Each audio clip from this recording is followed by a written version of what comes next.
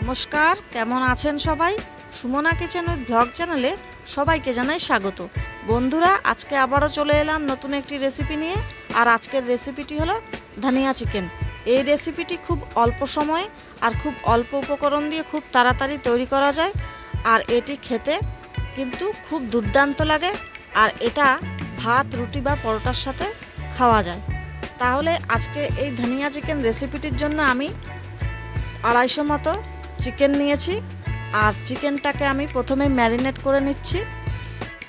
প্রথমেই দিয়ে দিচ্ছি ধনেপাতা বাটা, ফেটানো টক দই, 2 চামচ মতো সরষের তেল আর কিছুটা পরিমাণে নুন। সব কিছু দিয়ে খুব ভালোভাবে এইভাবে 10 মিনিট মতো মেখে রেখে দেব চিকেনটাকে। চিকেনটা খুব ভালোভাবে মাখা হয়ে গেছে।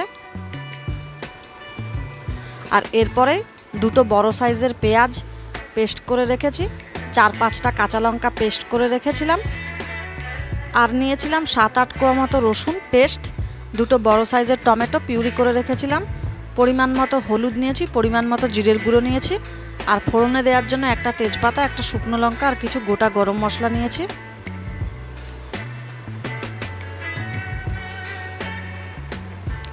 আর এরপরে একটা কড়া বসিয়ে দিয়েছি। কড়া গরম হয়ে গেছে। আর কড়াতে প্রায় 75 গ্রাম মতো সরষের তেল দিয়ে দিলাম। তেলটা খুব ভালোভাবে গরম হয়ে গেছে। তেলটাকে একটু নেড়ে চেড়ে দিচ্ছি। আর এরপরে আমি তেজপাতা, শুকনো লঙ্কা আর গোটা গরম মশলাটা ফোড়নে দিয়ে দিলাম।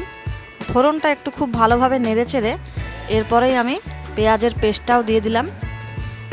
পেঁয়াজের পেস্টটাকে খুব ভালোভাবে নেড়ে চেড়ে এরপরে টমেটো পিউরিটাও দিয়ে দিচ্ছি। দুটোকে খুব ভালোভাবে মিশিয়ে নিচ্ছি। আর এরপরেই দিয়ে দিলাম পরিমাণ মতো হলুদ গুঁড়ো, পরিমাণ মতো জিরের গুঁড়ো দিয়ে সব কিছু খুব ভালোভাবে নেড়েচেড়ে কষে নিচ্ছি। এরপরে দিয়ে দিচ্ছি কাঁচা লঙ্কার পেস্টটা আর দিয়ে দিলাম মশলা ধোয়া জলটা। আর সব কিছু খুব ভালোভাবে আরেকটু কষে নিচ্ছি। মশলাটা খুব ভালোভাবে কষা হয়ে গেছে। আর এরপরেই দিয়ে দিলাম রসুনের পেস্টটা। রসুনের পেস্টটা দেওয়ার পরে মশলাটাকে প্রায় 2 থেকে 3 মিনিট মতো খুব ভালো করে কষে নিচ্ছি। মশলাটা খুব ভালো করে কষে গেছে। আর এখন ম্যারিনেট করা চিকেনটা এর মধ্যে দিয়ে দিলাম। মশলা আর চিকেনটাকে খুব ভালোভাবে কষে নিচ্ছি। দেখুন খুব ভালোভাবে কষা হয়ে গেছে আর অনেকটাই জল ছেড়ে দিয়েছে।